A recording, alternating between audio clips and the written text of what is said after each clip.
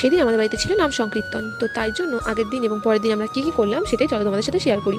So আগের দিন সন্ধ্যেবেলা মা পিসিরা মিলে বসে পড়েছিল সবজি কাটার জন্য, তো সবজিগুলো কেটে বেছে রাখছিল। আর এদিকে আমরা বোনেরা মিলে গল্প করছিলাম একটু, কারণ অনেকদিন পর দেখা হয়েছে সেই কারণে।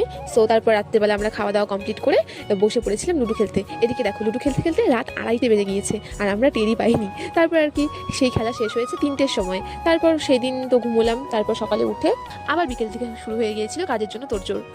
এদিকে পিসি দেখো যারা কীর্তন করতে এসেছে তাদের খাওয়ার জন্য সব কিছু রেডি করছিল। পায়েস হয়েছিল, লুচি হয়েছিল, পনির হয়েছিল, আরও নানান অনেক কিছুই তৈরি হয়েছিল। তারপর কীর্তনের লোকজনও চলে এলো, তারপর তো খুব ভালো করে কীর্তন হলো, লাস্টে সবাই একটু নাচানাচি হলো, ভালোই হলো, মজা হলো, এরকম হলে বেশ ভালোই হয়।